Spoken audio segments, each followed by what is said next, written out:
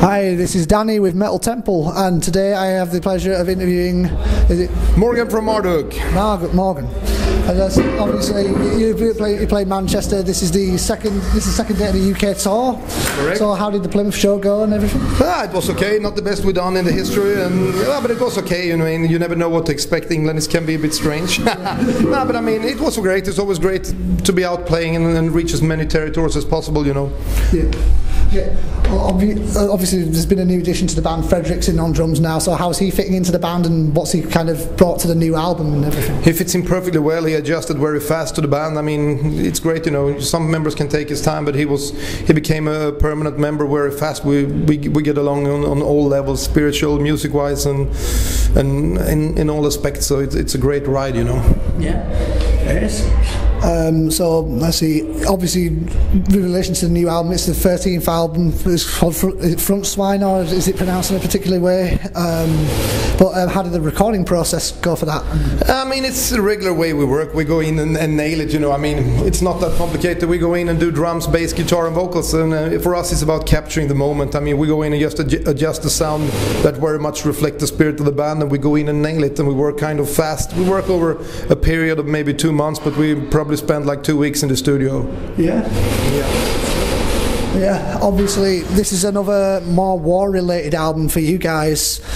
So in terms of what sort of inspired the lyrics of the album? I mean, it's not a concept album, but it's themed. All the songs are themed and related to World War II, in different aspects of World War II as well. I mean, we never really thought about specific things, but we just went what was natural. For me, I always read a lot of history, and especially a lot of World War II, so I wrote probably like 15, 16 lyrics to begin with, and most of them didn't make it to the album, but we took those ones that we felt musically and lyrically really reflected each other, you know. Yeah. So those songs ended up on the album. It's different parts, different visions of the World War II related to the way it happened, you know. You're just writing the soundtrack to specific historical happenings. I mean, especially with another thing with the whole war thing, a lot of black metal bands will sort of like discuss war as more like an abstract concept, but you guys tend to go about it more of a historical kind of. Depends on which kind of war we're talking about. This is just, I mean, it's a historical fact, and I write the way it happened, even though I use my own words to symbolize it. But I mean, it's based on historical facts. I didn't change things. You just have to plunge into it with a specific state of mind, I would say, and just unleash the energy. Yeah. Yeah, I'll just but I see. But yeah, obviously this is another sort of, in terms of you kind of go through sort of, you'll focus more on a war-related release, and then you'll have something that's probably more kind of in tune with the spiritual side of the band. Yeah. Do you kind of beforehand, do you choose which which side of lyrically you're going to approach, or? Not specifically, but I mean, every time we're about to complete one album, at the very end mixing, or I would say we already have a strong vision for the next album. It's the theme and the whole vision usually grows, so it's usually something that pops up naturally at the end of every recording. Just like when we finish the Front Swine, I'm already over that. I'm focusing on the next album now, you know. In my mind, it's not like we start to work on it because we're going to tour a lot, but I mean, I already have a vision for it, so we know where it's going to be ending. Yeah, awesome. Hang on. Obviously, this is another question I want to ask, because obviously this is your 13th album, but you've released a lot of smaller EPs and stuff like that. Yeah.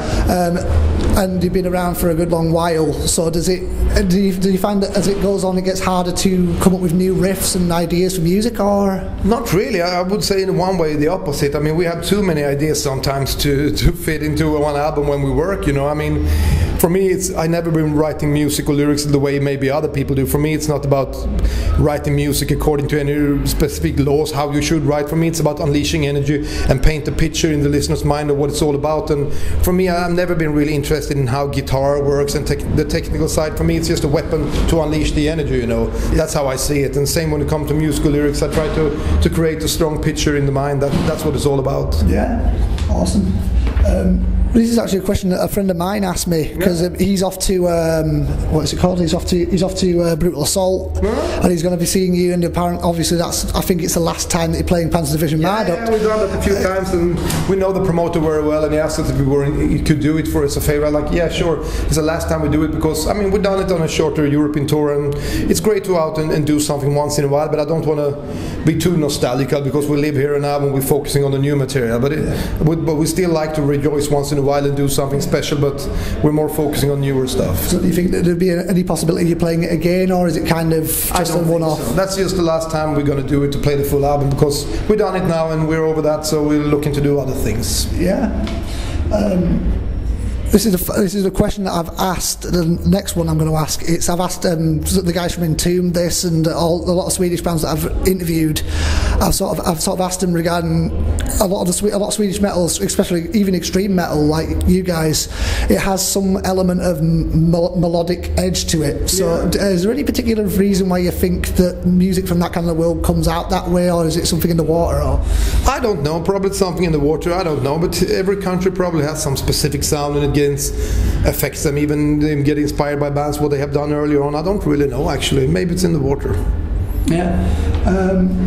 You've obviously done I mean, obviously you're doing this tour with Belfagor, you're doing a much longer European tour, but like when this leg of the tour is over, what is the idea? What are you ideally going forward? What are you going to be doing in terms of promoting the album and touring and stuff? I mean, what we have done overall, I mean, we started out the Frontschwein World Tour like 1 week before the album came out. We started in Australia, New Zealand, Japan.